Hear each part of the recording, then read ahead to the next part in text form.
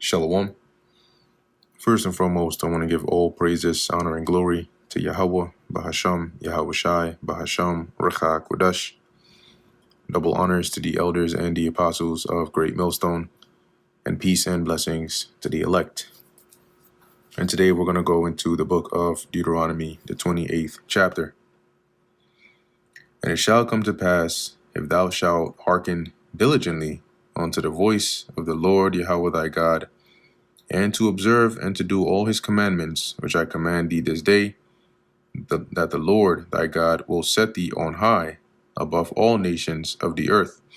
So the Lord would establish us and bless us to where we would be, well above all other nations of the earth. They would all be subject under us.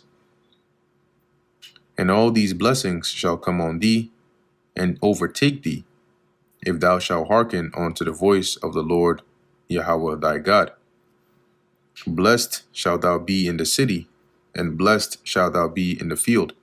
So within our cities, things would go well, right? When whatever we set our hands to do, and likewise in the field, right? Which goes into, the land, right? The crops, the harvest, everything. Blessed shall be the fruit of thy body, which are your children. So not only would we have an increase, right, in children, having children more abundantly, but also having children in good health, right? No diseases, good stature. And the fruit of thy ground, which are our crops, and the fruit of thy cattle, and the increase of thy kind, and the flocks of thy sheep. So everything, all right, our animals are going to be healthy. They're going to be populous. So will us and our crops. Blessed shall be thy basket and thy store, right? Your basket is where you would put, you would store or put, food. Okay. And when it's blessed, it means like it's an example would be like a good thing, which is that your baskets are always full, which means that you have good harvest, which means you have good land, right? So it's the Lord is basically saying we would have an increase in everything of good quality and thy store, right? Our storehouses would be full. Okay, because of the blessing wherewith he will bless us in our land. Blessed shalt thou be when thou comest in, and blessed shalt thou be when thou goest out. Okay, so both in the sense of going out, whether it's to war against our enemies and returning, or just in anything, right? You leave your house, you go anywhere, your journey is going to be prosperous. Whatever you set out to do is gonna flourish. Okay. The Lord shall cause thine enemies that rise up against thee to be smitten before thy face. So all of our enemies are going to be smitten before our face, meaning we're going to defeat them, right? We're going to have the upper hand against them. They shall come out against thee one way and flee before these 7 ways. That is a way to say that they're going to basically stand no chance against us, right? You come to fight against us and you end up fleeing 7 different ways, means that you're going to basically suffer loss. You're going to suffer defeat. So much so that you're going to retreat. The Lord shall command the blessing upon thee in thy storehouses. And your storehouses are where you store your like your pantries, right? And when that's blessed, that means you have an abundance. It's always full. And in all that thou settest thine hand unto, and he shall bless thee in the land which the Lord Yahweh thy God giveth thee. The Lord shall bless thee, or shall establish thee an holy people unto himself. See, so he's going to establish us if we, as Moses is saying here, follow his covenant. He would set us up and establish us as holy, as separate, sanctified unto himself, that everybody would know that these are the holy people of the Lord, right? Look, everything they do is blessed. Everything they touch flourishes. Look at them. The way they conduct themselves is different. And that's going to show forth and be evident that we are God's people. As he hath sworn unto thee, if thou shalt keep the commandments of the Lord thy God and walk in his ways. And all the people of the earth shall see that thou art called by the name of the Lord. And that is another way of saying that we are claimed by the Lord. When a man marries a woman, right, he establishes her to be his, she takes on his name, right? She's called by his name, which is to represent that she is taken by him. She's joined by him, right? Or joined onto him. So likewise, in the sense of how a God is joined to his people, that is how we would be known, right? And all the people of the earth would see that. And they shall be afraid of thee. So they're going to fear and revere Israel based on how the Lord would establish us if we were obedient to his ways. And the Lord shall make thee plenteous in goods, in the fruit of thy body, right? Like I mentioned before, having an abundance of children, and in the fruit of thy cattle, having an abundance of cattle, and in the fruit of thy ground, in the land which the Lord sware unto thy fathers to give thee, be in the land of Canaan. And the Lord shall open unto thee his good treasure, the heaven, to give the rain unto thy land in his season, which the treasure, right? The scriptures often liken the storehouse or the treasure or the armory of the Lord as to a place where he stores rain, snow, different, types of weather. Okay, when we go into the word treasure here, you'll see one of the definitions, Iwatazar. It says here, storehouse of God for rain, snow, hail, wind, sea. Okay. So it says here, he'll open his good treasure. The heaven shall give the the rain onto thy land in his season. All right. So at the season, because it's there's a season for planting in which rain would be needed, and to bless all the work of thine hand. And so he's going to give us favorable weather, favorable conditions, to where all the work we put in is going to flourish. And thou shalt lend unto many nations, and thou shalt not borrow, because we're going to have so much abundance. We're going to be the lenders, okay, and not the borrowers. And the Lord shall make thee the head and not the tail. That means we're going to be above and not below, right? We're going to be the heads, not the subjects, not those that are under other nations. And thou shalt be above only, and thou shalt not be beneath. See? If that thou hearken unto the commandment of the Lord thy God, which I command thee this day, to observe and to do them. So that's the condition. And thou shalt not go aside from any of the words which I command thee this day, to the right hand or to the left, which means to deviate, away from the instructions on how to follow the Lord. We're not supposed to do that, to go after other gods to serve them. But it shall come to pass, if thou wilt not hearken unto the voice of the Lord Yahweh thy God, to observe to do all his commandments and his statutes, which I command thee this day, that all these curses shall come upon thee and overtake thee. Cursed shalt thou be in the city, and cursed shalt thou be in the field, which is the reverse of the blessings, right? Misfortune is going to befall you in the city and in the field, right? Your crops are not going to do well. Your land is going to not yield to you, the best of it, right? Having locusts eating up your crops, having different disasters happening in your city, some pestilence, just misfortune, right? Cursed shall be thy basket and thy store, right? Empty storehouses, famines, droughts. Cursed shall be the fruit of thy body. Now your children will now start having sicknesses, defects, miscarriages.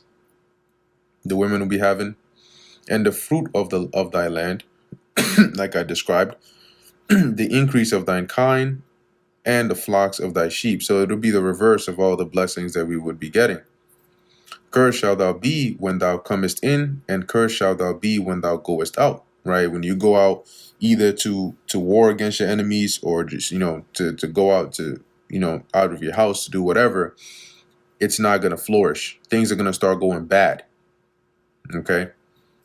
The Lord shall send upon thee cursing and vexation and rebuke in all that thou settest thine hand onto for to do. And let's go into that word cursing. All right, which is basically, let's see here, ma'ara, curse, okay, misfortune. So things, once again, emphasizing the point that it's going to be like a negative energy that's just causing everything that we try to do and establish to go wrong. Okay, vexation, which comes as a result of this misfortune, and rebuke, right? Similar in the sense of that vexation, right? Difficulties, calamities, in all that thou settest thine hand onto for to do. So anything we try to establish or to do, it's just not going to work out until thou be destroyed, and until thou perish quickly because of the wickedness of thy doings, whereby thou hast forsaken me. So we would go from being head to being the tail, from having an abundance of crops to barely having any because the harvest is not good or the locusts have eaten it all up, to having healthy children to, children with birth defects. All right, having flourishing society to having, a decayed society morally, physically. Everything is going to start to go bad. The Lord shall make the pestilence, like I just mentioned, cleave onto thee. So we would be prone, right, to getting hit with different diseases until he have consumed thee from off the land whither thou goest to possess it. So he'll basically use different forms of judgments to eventually drive us off the land. The Lord shall smite thee with a consumption and with a fever and with an inflammation. Let's go into that word consumption. And these are all different types of sicknesses. Okay. Was that shachapath? It says consuming, wasting disease, a wasting disease of the lungs. Okay. Which doesn't sound good. And like I said, these are different types of sicknesses that we would start to contract and it would start to affect us, right? With the fever and with an inflammation and with an extreme burning, right? Also going into that fever, high temperature, and with the sword and with blasting and with mildew, and they shall pursue thee until thou perish. So now, as to where we were a healthy nation, we would now be subject to these sicknesses, to these calamities. The sword will represent the adversaries, right? The weapons of our adversaries, or the destructive force that the Lord would imbue them with to come and against us. Okay, as it says, and with blasting and with mildew. Let's go into that. All right, so blasting. It says here, blight of crops, which is basically like a wind that destroys your crops. Okay, where it makes the conditions bad for the growing of your crops, which would lead to what? A poor harvest, which would lead to food scarcity. Okay, it's going to mildew, lividness, paleness. Okay, it says from fright or of plants, from drought. So affecting both people and also plants. When people, it refers to paleness of face, right? That lurid greenish color in the countenance of men when smitten with great terror, okay, or illness. And then the second use is of grain, yellowness, paleness, mildew. So the Lord will basically, plague us, affecting both us, our crops. All right, as it says, and they shall pursue thee until thou perish. So it'll be continually upon us in our generations. And thy heaven that is over thy head shall be brass, and the earth that is under thee shall be iron. And the Lord, he has mentioned this before, but expounding on it in the 24th verse, meaning, in context, that the heavens above you will not yield, right, that rain or that ideal weather, okay, for your land. Okay, that's why it mentions like brass, because brass doesn't yield any rain or water for you, meaning it's going to be shut up. Same with the earth, right? And the earth that is under thee shall be iron, and nothing grows out of iron. So verse 24 says, the Lord shall make the rain of thy land powder and dust. So not only would you, lack rain, you have different, for example, like a dust storm, which also brings destruction in its form. Okay, droughts. From heaven shall it come down upon thee until thou be destroyed. The Lord shall cause thee to be smitten before thine enemies. See, remember how, well, actually, he's going to invert it now, right? Thou shalt go out one way against them and flee 7 ways before them. So if we were to go to war with our enemies, or an enemy nation seeing us in this weakened state approaches to try and take over, they would have the upper hand against us, right? And as it says, thou shalt go out one way against them and flee 7 ways before them. So we're going to be put to flight. We're going to retreat. We're going to have our men killed, and having to disgracefully retreat, and shall be removed into all the kingdoms of the earth. And how would that happen? By way of captivity, as we saw later on in the history of Israel, both the northern and the southern kingdom. And thy carcass shall be meat unto the fowls of the air, which means that we wouldn't be in a position to have like a proper burial, right? You just, being slain by these calamities en mass. You just have dead bodies laying around, and that allows for the birds, right? The carcass, the dead body of us, for the birds to come and eat at it, right? Vultures and so on, and onto the beasts of the earth, and no man shall fray them away. There will be no one to drive them away, okay, and give you that proper burial. The Lord shall smite thee with the botch of Egypt, and with the emerods, and with the scab. Let's go into that botch. That emerods is going into tumors, all right, from inflammation, and more specifically in your private areas. All right. So it says here, botch, boil, inflamed spot, inflammation of man, leprosy of man and beast. All right. So that goes into skin diseases, actual boils, leprosy. So the Lord is not playing around. As he says, the botch of Egypt, and with the emerods, and with the scab, and with the itch, whereof thou canst not be healed. So you're just going to suffer these things. Now let's go into that. The scab. It says here, itch, scab, from an unused meaning to scratch, scurf, from itching. Okay, also here, scurvy. So some form of, probably lice. All right, let's look up here, scurvy. Scurvy. Definition. It says a disease caused by a deficiency in vitamin C, characterized by swollen, bleeding gums, and this is crazy work. And the opening of previously healed wounds, which particularly affected poor nourished sailors. What else they got on here? Let's see. Scurvy, itch. Okay, it says here, but it describes the intense itching, irritation, and skin changes like rough, scaly skin, red bumps around hair follicles, and easy bruising caused by severe vitamin C deficiency, leading to compromised skin and connective tissue, with corkscrew hairs and poor wound healing being classic signs. That's very undesirable, but it's a part of a curse. Okay. And with the itch, which likely is similar to that, right? An itch, an eruptive disease, boils and all of that, whereof thou canst not be healed. So you're going to have to deal with it. Verse 28, the Lord shall smite thee with madness and blindness and astonishment of heart. Okay, and when you go into that madness, it's like being crazed. Okay, basically being driven crazy or driven mad with with these calamities, with these plagues, right? Craziness, furious, madness,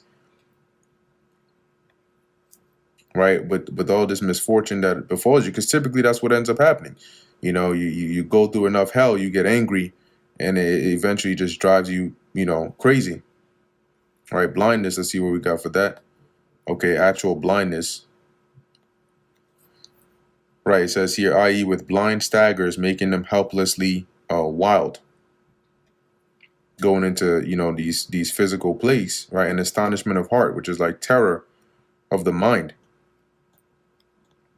And thou shalt grope at noonday as the blind gropeth in darkness. And that grope is like to feel out, Like they'll talk about somebody got groped, they got felt, right? But in this case, it's saying like you're gonna be blind and you're gonna grope, like how a blind person gropes to feel where they're going on the wall and so on.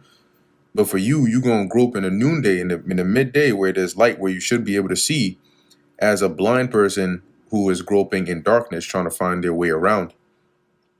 And thou shalt not prosper in thy ways, and thou shalt be only oppressed. So you're going to be constantly oppressed and spoiled evermore, and no man shall save thee. Nobody's going to deliver us. And that's why if you look at majority of the history of Israel, from the point of um, you know, getting into the land and then beginning our disobedience, it's really been a story of captivity after captivity after captivity. Okay.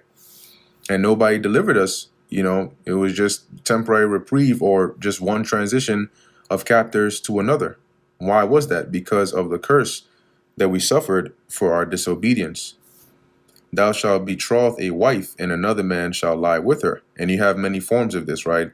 You have this in the sense of, you know, actual idolatry because of adultery, because of the wickedness in the land. But also, you also have this in the form of being helpless, right? Having your actual wife taken, you know, from you, which we experience in different captivities, also up until, you know, our most recent, what people often think about with the, you know, the transatlantic slave trade and that whole time period, all right, where, you know, both Southern Kingdom and Northern Kingdom suffered similar atrocities, different in, you know, in their own sense, but similar in the sense of heinous crimes and atrocities committed against us by the hand of Esau Edom. Okay, another man shall lie with her. Thou shalt build an house, and thou shalt not dwell therein. Why? Because we would no longer be the head, right? If you're a captive or you're subject onto another, you're working. This is more labor than it is you building your own house or having your own vineyard. No, you're building a house for someone. Okay, and you're not dwelling therein because it's not yours. You're working, right? Thou shalt plant a vineyard and shall not gather the grapes thereof. And whether you are planting it for yourself and then another nation comes and takes it over along with you, or you're captive in another land and that's your job, right? You're laboring for them. Thine ox shall be slain before thine eyes, and thou shalt not eat thereof, right? Because you're not gonna have the power in your hands to do anything about it. It will be for the adversaries or the foreign nations that come and oppress you and take you over. And they take what's yours, your belongings, right? As it says, thine ass shall be violently taken away from before thy face, right, in your presence, and shall not be restored to thee. Because you're not going to have any justice or any power to get it back. Thy sheep shall be given unto thine enemies, and thou shalt have none to rescue them. And that's when they divide the spoil, which eventually would include you. Thy sons and thy daughters shall be given unto another people.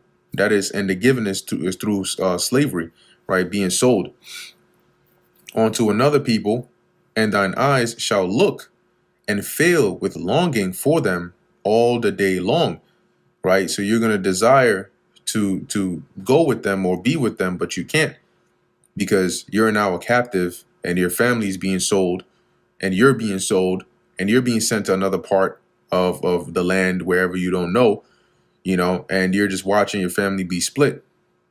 And there shall be no might in thine hand.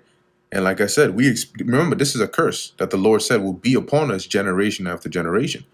So we experienced this at different points in time in history. All right.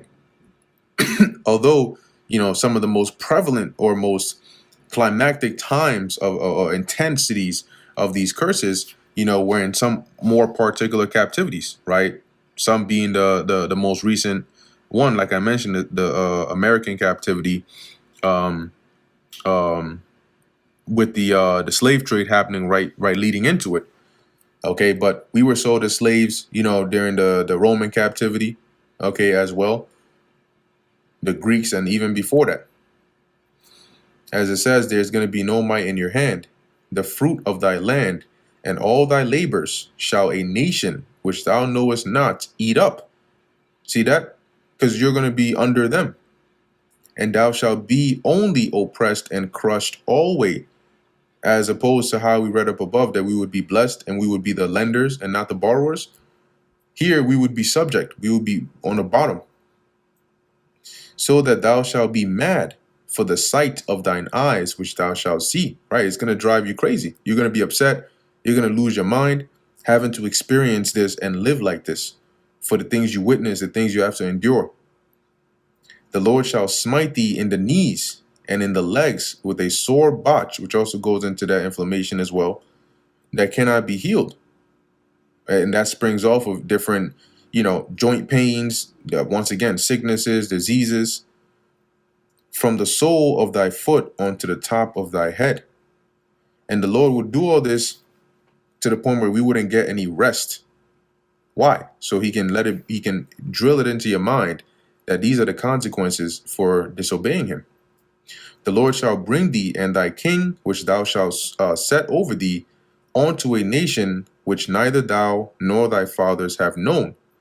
And there shalt thou serve other gods, wood and stone. And guess what? Once again, this happened, over and over again, right? In the times when we actually did have kings, in kingship over us, right? For example, the northern kingdom, I believe the last king there was Hoshea, which he also got cooked, and same with the southern kingdom, right? And even in the point when we didn't have kings set up over us, the royal line, right? The line of the kings or the previous kings which we had over us would come back in the reincarnation along with us in captivity, okay?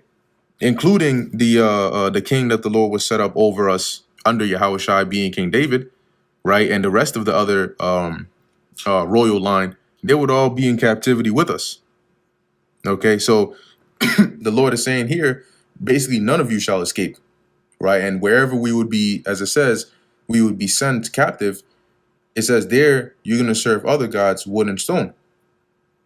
Why? Because eventually, over a period of time, as you saw happen during the Hellenization period, it was the same kind of thing.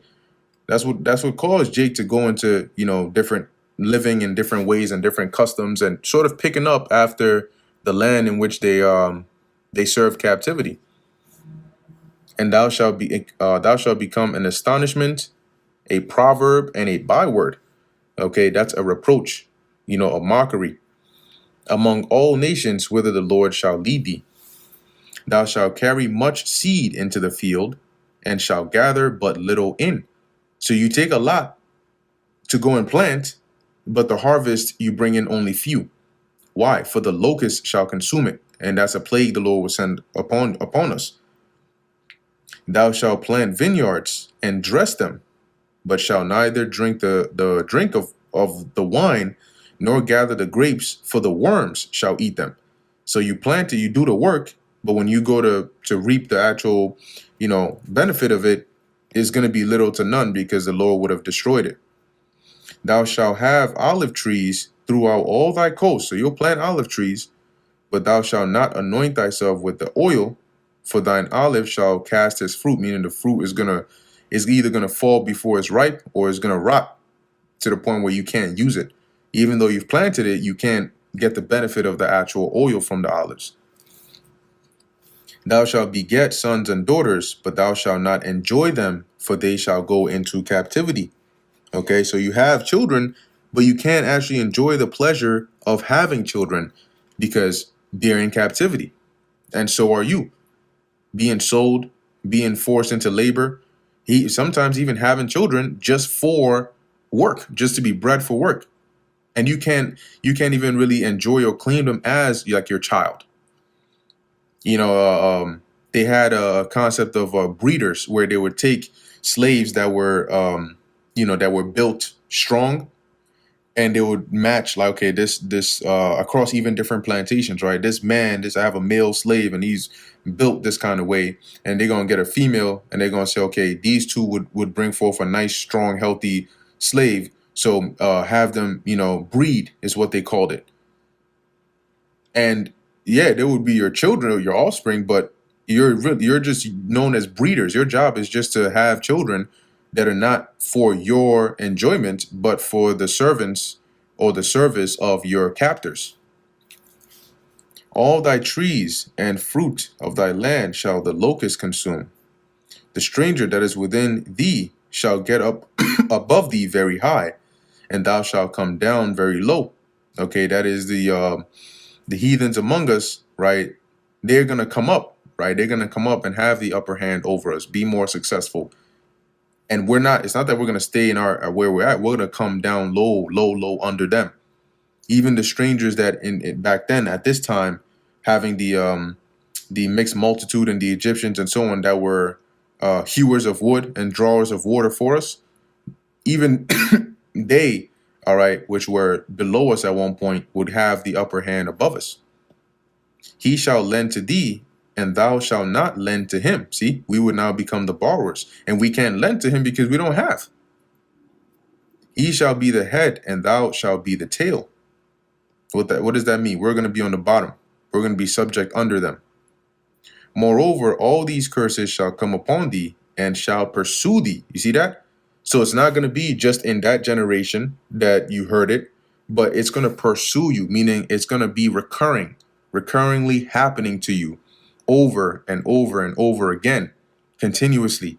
So long as you continue to disobey the Lord and you've broken his covenant, these curses are going to follow you and overtake thee till thou be destroyed. Because and now we are destroyed. When you look at the state and the condition of our people today, they're in a destroyed state compared to how they were created to be.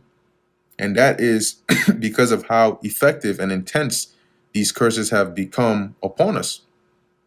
Because thou hearkenest not unto the voice of the Lord thy God. See, because of your disobedience and not listening to the Lord, to keep his commandments and his statutes which he commanded thee. And they shall be upon thee, these curses, for a sign and for a wonder, and upon thy seed forever. Now, that sign, when you go into that and wonder, it goes into a token, okay, or a sign. And so, as much as they were to punish us, they were also an indicator, okay, because by these by these signs or these curses being upon us, initially it would be to differentiate and say, hey, see, those people are the ones that disobeyed their God, because you see the things that's happening to them, you see the state they're in, that's because they disobeyed their God. So it's a sign, right, of our disobedience. But eventually through time, as you know, we fell away from our heritage and so on, through the intensity of these curses, those same very curses became a sign to now identify who we are in these last days, because they would be on our seed forever, right? Until the Lord takes it off. So no matter what we call ourselves or what we look like, we would be able to link ourselves back to our ancestors, because by what we all have in common, which is the sign or the curse. So if the same curses that befell them then are befalling us now, we know that we are that seed, okay, that this curse has pursued and overtaken from generation to generation to generation. Verse 47, because thou servest not the Lord Yahweh thy God with joyfulness and with gladness of heart for the abundance of all things. So because of you not being grateful and happily serving the Lord, and instead you deviated and served other idols and broke his covenant, that's why these curses will come upon you. Therefore thou shalt serve thine enemies, which the Lord shall send against thee, in hunger and in thirst and in nakedness. Why? Because we would lose all the things we had, and we would now lack and be hungry, both literal and figuratively, right? And meaning you're always in need, okay? And thirsty and naked. That means you're wanting, you're lacking. And what? In want of all things. And he shall put a yoke of iron upon thy neck until he have destroyed thee. And that is what? Our enemies. And in past times, it was different nations in which the yoke represented captivity, right? Us becoming their servants and slaves and laborers. And now the one who put the yoke upon our neck is Esau, Edom. And quite literally in most recent times, being in terms of our captivity, the beginnings of our captivities, he literally put a yoke of iron upon our necks. Okay, as slaves. And the Lord shall bring a nation against thee from far, from the end of the earth, as swift as the eagle flieth, a nation whose tongue thou shalt not understand. So a nation whose language we're not going to speak, okay, but the Lord would bring them against us, okay, swift from one end of the earth. Now, when you look, yes, we've had different, nations, different captivities that have come over us, but some of the most intense and fiercest have been the nations in which the people, right, were by nationality the Edomites. Okay, whether they came as the Greeks, right, or as the Romans, or as the Europeans, the conquistadors, and so on. In when they came as the Greeks, they came all the way from the west, right, swiftly upon us. Same thing with as from the Romans, they came all the way from the west, from where we were, and even as the Europeans, because we were in different parts of the world, but the bulk of us were in the interiors of Africa, and guess where they came from? Okay, and came to the coasts. And what did they do? Right, verse 50, a nation of fierce countenance, which shall not regard the person of old, nor shew favor to the young. So they're not going to care whether you're old or young. They're not even going to care, of what age you are. To them, you're just going to be prey, spoil. And he shall eat the fruit of thy cattle and the fruit of thy land until thou be destroyed. And what does that represent? While we were in the land and the Lord brought adversaries against us, that was literal. But in locations where we didn't necessarily have, say, cattle and so on, that represented the riches, or the goods that we did have, the valuables that they took from us until we were left with nothing. And then eventually they took us as well. Which also shall not leave thee, right? Either corn, wine, or oil, or the increase of thine kind, or flocks of thy sheep, until he have destroyed thee. So they'll take everything. And he shall besiege thee in all thy gates, which are your cities, until thy high and fenced walls come down, wherein thou trustest. So our fortresses, our defense cities, they would besiege us, the enemies the Lord would send against us, until eventually they were able to overcome us throughout all thy land. And he shall besiege thee in all thy gates throughout all thy land, which the Lord thy God hath given thee. And when he sent the Assyrians, they besieged us, right, the northern kingdom, for a year, over a year, eventually breaking through and then killing and deporting them. And guess what happened? The Assyrians tried it, right? It was successful for a period of time, but not fully, because they couldn't get into Jerusalem under Sennacherib. But the Babylonians came and they succeeded. And then we built back up the temple, we built back up the walls and everything. Then guess what? The Romans came and did it. Okay? And that siege in essence just represents them coming against us, but also in the literal sense of actually laying siege to us, right, and destroying our walls. Verse 53, and thou shalt eat the fruit of thine own body, the flesh of thy sons and thy daughters. That's cannibalism. Okay, and Moses is gonna explain why, or what will lead to that, right? Which the Lord thy God giveth thee in the siege and in the straitness, which is the difficulty, wherewith thine enemies shall distress thee. See, so being in the siege, in the actual difficulty of that, we would end up having nothing left, and eventually resorting to what? Eating your children and so on. So that the man that is tender among you and very delicate, his eye shall be evil toward his brother, and toward the wife of his bosom, and toward the remnant of his children which he shall leave. And I'm going to read this in the NLT as well. But it's saying basically, why is it that, what is going to symbolize that eye being evil? Because of the difficulty, right? Because of the hard times. So it says, the most tender-hearted man in the NLT among you will have no compassion for his own brother, his beloved wife, and his surviving children. And then you see that colon at the end of verse 54.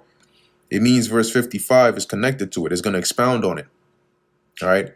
So it says the reason it's saying that he's not going to, his eye is going to be evil towards them is because, verse 55, so that he will not give to any of them of the flesh of his children, whom he shall eat. Because remember, reading up into verse 53, that siege and that difficulty and that starvation would cause them to start eating each other, including their children. And it's saying here, even the most tender-hearted man, things are going to get so tough that not only are they going to get so vile that he's going to eat his children, but he's not going to share it. Okay, as it says, he will not give to any of them of the flesh of his children, whom he shall eat, because he hath nothing left him in the siege. Because it's so intense, they're so hungry that now they're resorting to eating their own children. And and in the straitness wherewith thine enemies shall distress thee in all thy gates. And I'll read this part of the NLT as well. It says, he will refuse to share with them the flesh of the flesh he is devouring, the flesh of one of his own children, because he has nothing else to eat during the siege and terrible distress that your enemy will inflict on all your towns. And there was an account of this in the book of Josephus during the siege of 70, during the time of 70 AD, where you had a woman where, when there was no food left, you had the the zealots that were going through in the midst of Jerusalem trying to find people who had any rations or so on, because they had burnt the food. And then they basically came across her. And I think it said that they smelled like a smell of like burning human flesh. Like, it was so disgusting. She ended up eating her own child because she figured that it would be better that way. It would be more useful that way than if the child had to just like try to survive the siege, because she couldn't even breastfeed it because she wasn't even nourished. So she ended up eating it. Okay. And basically trying to hide it so nobody else would find it to get any piece of that, which is beyond crazy work. That's top level abomination right there. But that's the difficulty in which we would be in. Okay, verse 56, the tender and delicate woman among you, which would not adventure to set the sole of her foot upon the ground for delicateness and tenderness. So she's so tender, she won't even want to walk, on the ground, right? Being basically representing the delicateness of them. Her eye shall be evil toward the husband of her bosom, and toward her son, and toward her daughter, and toward her young one that cometh out from between her feet, and toward her children which she shall bear, for she shall eat them for want of all things secretly in the siege and straitness, wherewith thine enemies shall distress thee in thy gates. So she's going to be eating her children. And just like I think it's in the book of Kings, it talks about the two mothers that agreed to eat their children, and then one went and hid her son after they ate they ate the first one's son, because in her mind, well, she's like, well, we'll eat yours, but God, you eat mine. But if worse came to worse, she'd eat her own. Okay, but Moses was describing here the difficulties, right, that we would go through for disobeying the Lord, the hardships, that it would get this bad. Okay, in the literal sense, that is. Verse 58, if thou wilt not observe to do all the words of this law, which are written in this book, that thou mayest fear this glorious and fearful name, the Lord thy God, right? Yahweh thy God. And this shows basically how that difficulty would cause, Israel to turn one on another, right? And commit these heinous crimes and acts. Verse 59. Then the Lord will make thy plagues wonderful, right? So if you refuse to observe to do his words, he will make thy plagues wonderful, meaning, something to be surprised at, to be astonished at, not wonderful in a good sense. And the plagues of thy seed, even great plagues, and of long continuance, and sore sicknesses, and of long continuance. Moreover, he will bring upon thee all the diseases of Egypt, which thou was afraid of, and they shall cleave unto thee. So they're going to stick to you. You're going to be subject unto them. Also, every sickness and every plague, which is not written in in the book of this law, them will the Lord bring upon thee until thou be destroyed. And that's why our people have been subject to that. Okay, we've been subject to all forms, different forms of these curses throughout our generations.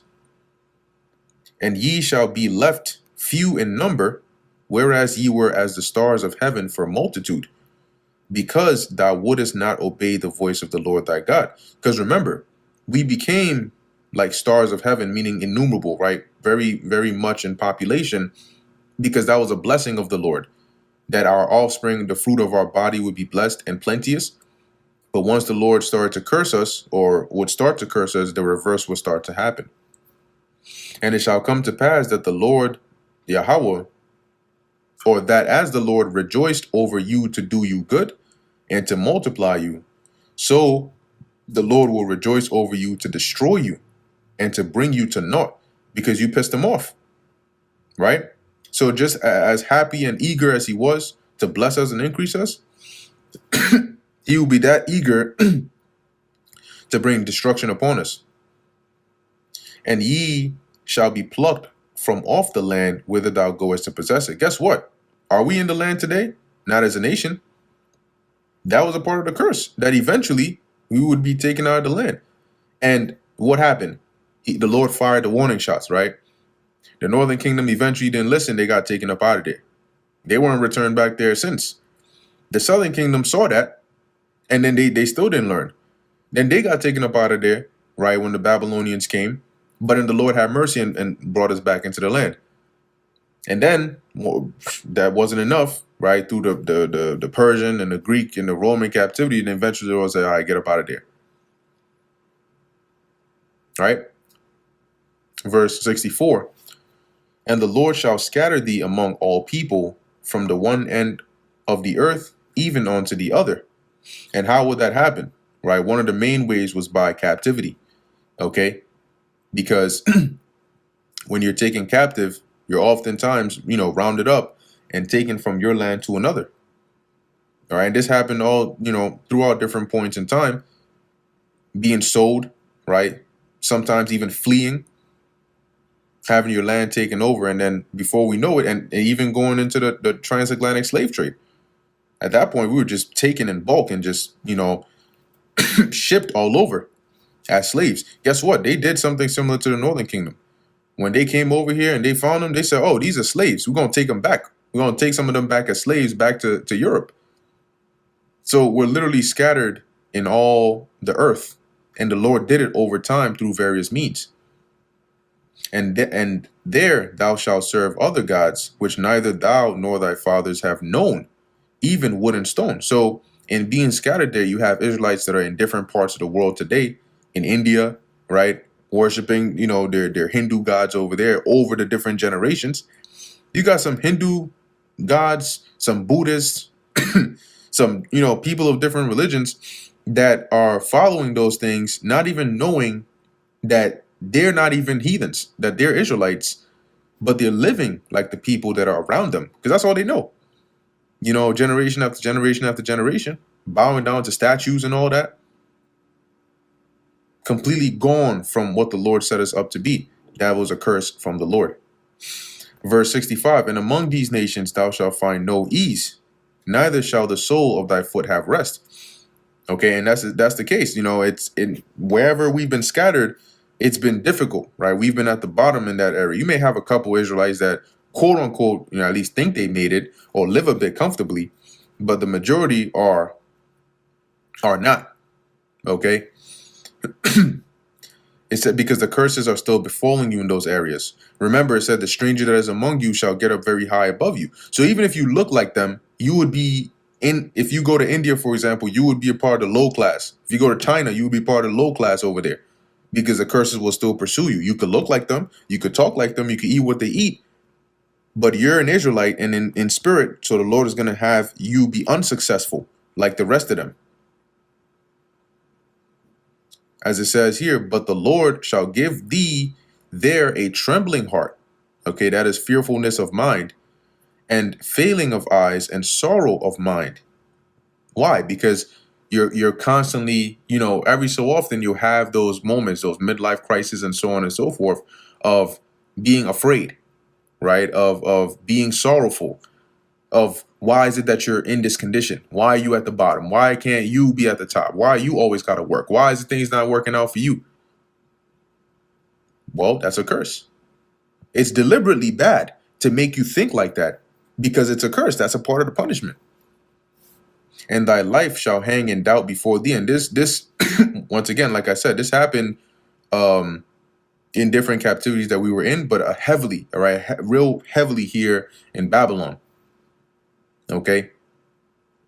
Whereas it says, thy life shall hang in the balance, or shall hang in doubt before thee. You're not going to be sure if you're going to make it to the next day or not.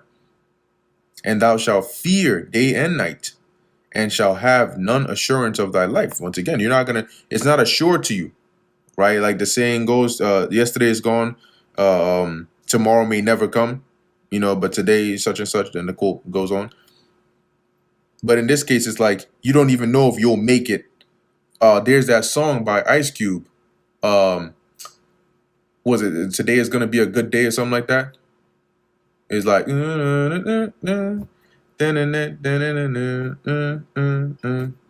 that song. He mentions in there, right? I forget which part, but he mentions in there basically like, it's another day, right? But he's not sure if he's gonna make it back today, but that's just life. Okay. So it says here, in the morning thou shalt say, would to God it were evening.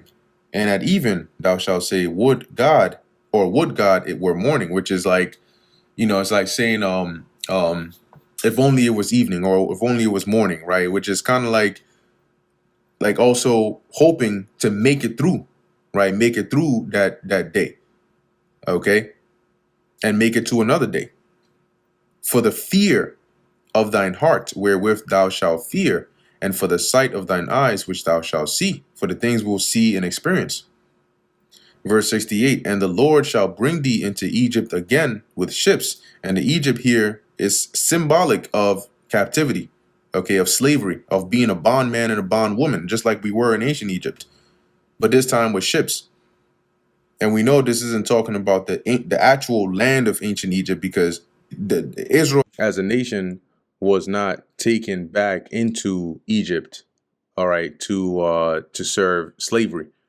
Okay, when the Lord delivered us out of Egypt, out of ancient Egypt, and we were brought back into the land, if you go throughout the history of how things transpired, the northern kingdom got taken out the land, got sent captive into Assyria, and then from there they came to the Americas, right? And then the southern kingdom got taken to Babylon, as captive, and then they were allowed to return back, and then had to deal with the Greeks and then the Romans and all that stuff there. But as a nation, as a whole, we weren't brought back into Egypt, okay, as it says, with ships to serve captivity, right? So as it says, by the way whereof I spake unto thee. And remember, when you read in the book of Exodus, even really the Torah, coming out of Egypt, right, that there was a path, a certain way that we took, where the Lord was speaking, right, onto Israel through Moses and directing them. And he even told them, right, before he drowned the Egyptians, these Egyptians that you see today, thou shalt basically see them no more again. So when the Lord says that, the way, when you go into the way, it goes into like a path, right? Where the Lord spoke unto you, thou shalt see it no more again. And he wasn't lying, because we didn't go as a nation back into Egypt again. And that lets you know that this Egypt that is referring to here in Deuteronomy 28 and 68 is not ancient Egypt, but a modern day Egypt, which Revelation, the 11th chapter, also speaks about that, talking about America. Although in Revelation 11 it's mentioned as that great city, right, which is spiritually known as Sodom and Egypt. Second Esdras, the 15th chapter, and the first few verses also mention that Egypt, right, I shall not now suffer my people to dwell in the land of Egypt again. That Egypt is used symbolically in some of these verses to refer to America, because this place embodies the spirit of Egypt, both in the customs and the rituals in which they did back then, but also in what Egypt was to us, which was a place of bondage and or captivity. And that's why, as you continue on, it says, and there shall ye be sold unto your enemies for bondmen. A bondman is a slave man, and a bondwoman is a slave woman, and no man shall buy you. So it was here in America primarily, that Israel was brought here, okay, and sold, right, made to be sold, and made to serve captivity, right, and be in bondage like we were in ancient Egypt. And as it says, and no man shall buy you. And the word buy here means to redeem, because it would be an oxymoron, right, to say you're going to be sold to your enemies, but then no man is going to buy you. Let's go into the word buy over here,